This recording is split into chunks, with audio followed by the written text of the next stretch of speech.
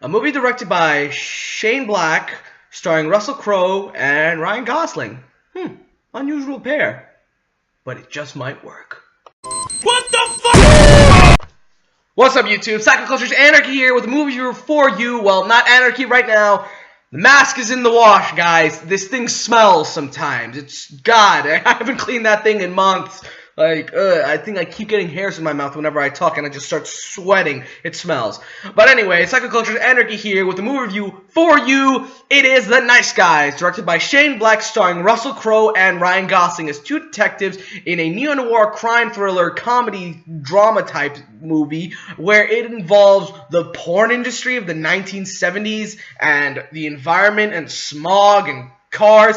It's a very unusual film, to say the least. But Shane Black, he has this penchant for unusual films. Like with, he directed Kiss Kiss Bang Bang, and that was a pretty good movie. I liked it. But this movie, it's fascinating. It's so hard for me. I guess I don't fully understand it. I need to see it again. It's so hard for me to explain the plot. So like I said, this involves two different detectives. One of Russell Crowe, he's an enforcer, while Ryan Gosling, his character, is mostly a detective.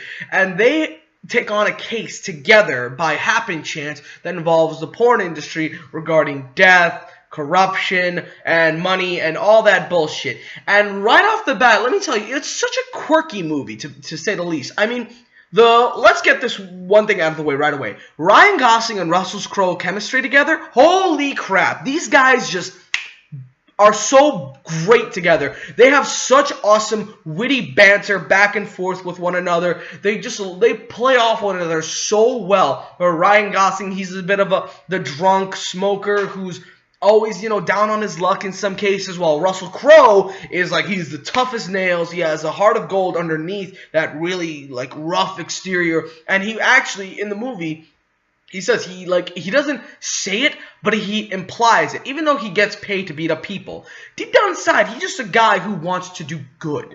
And I really do like that about this movie, where these guys are so different from one another, but each of their talents come into play very well when it needs to. And that's how they make the plot keep going. That's how the plot goes on, because these two bounce off one another so well.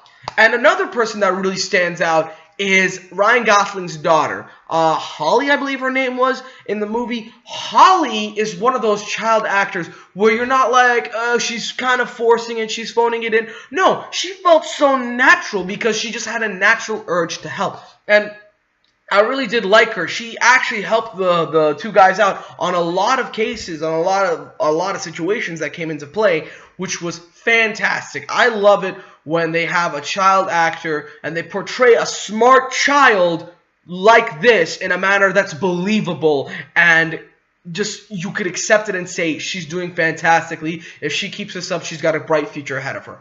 So this movie is very, like I said, it's very quirky. It's not like a simple run-of-the-mill movie. It's so different. It's so weird.